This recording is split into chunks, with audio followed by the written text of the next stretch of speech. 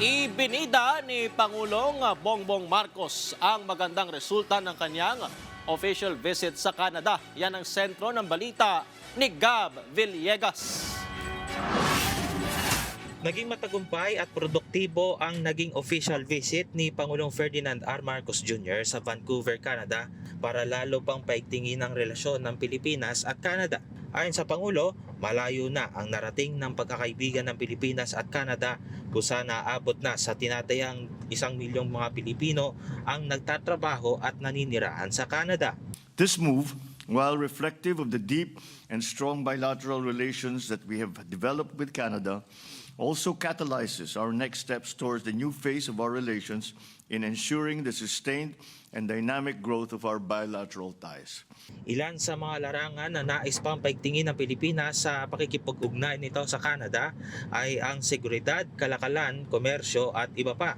Inatasan rin ni Pangulong Marcos si Foreign Affairs Secretary Maria Teresa Lazaro na makipag-ugnayan kay Canadian Foreign Minister Anita Anand na bumuo ng isang plan of action na nakatuon sa joint initiatives na makatutulong sa pagitan ng dalawang bansa.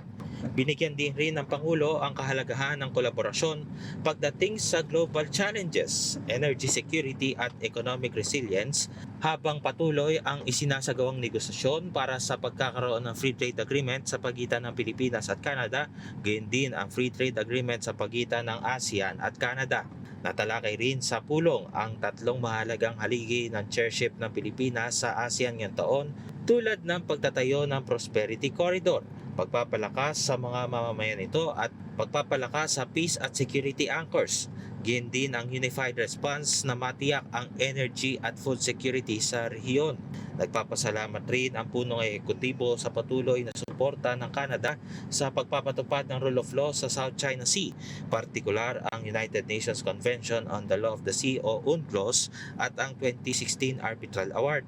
I convey the hope that as we celebrate the 10th anniversary of the Arbitral Award, Canada will continue to be one of the leading voices in upholding the award as an unassailable part of the corpus of international law. Nagpasalamat rin ang Pangulo kay Canadian Prime Minister Mark Carney sa desisyon ng kanilang bansa na lumahok sa Luzon Economic Corridor, kung saan maglalagak ang Canada ng initial investment pledge na aabot sa 2 million Canadian dollars o tinatayang 86.4 million pesos para suportahan ang infrastruktura, supply chain at clean energy projects sa LEC.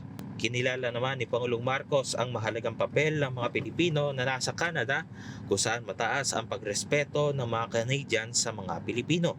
I convey to the Philippine community the Philippine government's continued support for overseas Filipinos and our appreciation for their continued hard work and dedication to their families and loved ones in the Philippines.